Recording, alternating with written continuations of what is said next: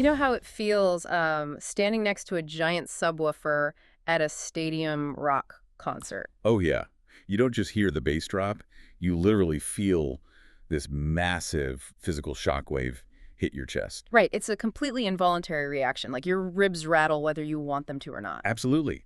But just because your bones are vibrating, well, that doesn't mean you actually understand a single lyric the band is singing. Exactly. You are feeling the noise, but you're entirely missing the message.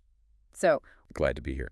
today we are unpacking the May 3rd edition of the Rhapsody of Reality's Daily Devotional by Pastor Chris. And our mission for you today is exploring a really fascinating gap the author identifies.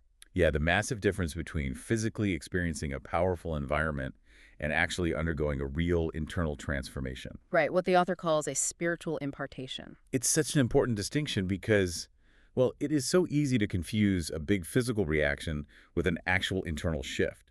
We tend to assume, if something knocks us off our feet, it must have changed us deeply. But the devotional argues that's simply not true, Not at all. which brings up this wild historical account from John chapter 18, on the night of Jesus' arrest.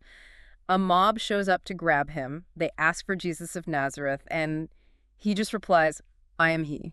And the moment he speaks, this unseen force literally flattens them. They stagger backward and hit the dirt.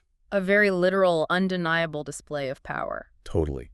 But the author's core argument hinges on what happens next. These guards just, they get back up, dust themselves off, and arrest him anyway. See, I have to push back on that because if I get miraculously thrown to the ground by a single sentence, I am immediately rethinking all my life choices right then and there. You think so, right? How do they just go about their business? It feels like a total disconnect. It really does.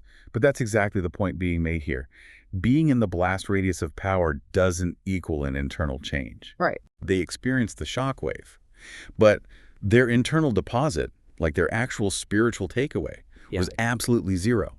They reacted physically, but cognitively and spiritually, they were completely shut off from what was happening. Okay, so if getting flattened by an invisible force isn't enough to change someone, what is the actual mechanism? How does someone go from just feeling the bass to actually getting the message? To understand that, we can look at the famous story of Saul on the road to Damascus in Acts chapter 9.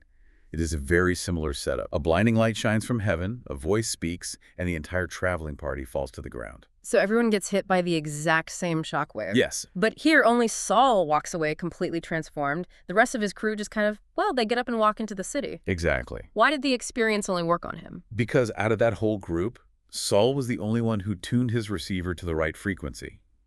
The others experienced the blinding light and the fall, the raw physical phenomena. Right. But Saul actually grasped the meaning of the words being spoken. Ah, so he wasn't just flinching at the loud noise. He was actively processing the communication. Yes.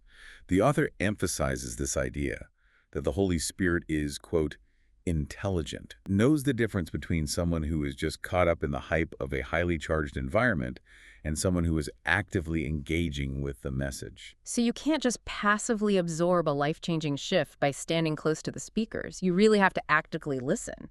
Yeah, the underlying mechanism is your own active faith and understanding. It's moving from passive observation to conscious engagement.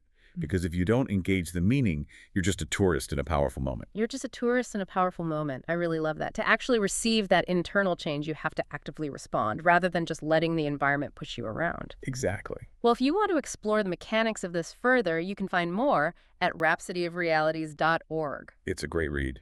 But before we wrap up, I want to leave you with something to chew on. Think about your own life, your career, your relationships. In what areas are you merely falling down from the sheer force or excitement of the room you are in, while completely missing the deeper message you were supposed to understand? We trust you were blessed by this episode. To gain unlimited access to Rhapsody of Realities by Pastor Chris, please download the Rhapsody app using the link myapp.rhapsodyofrealities.org. God bless you.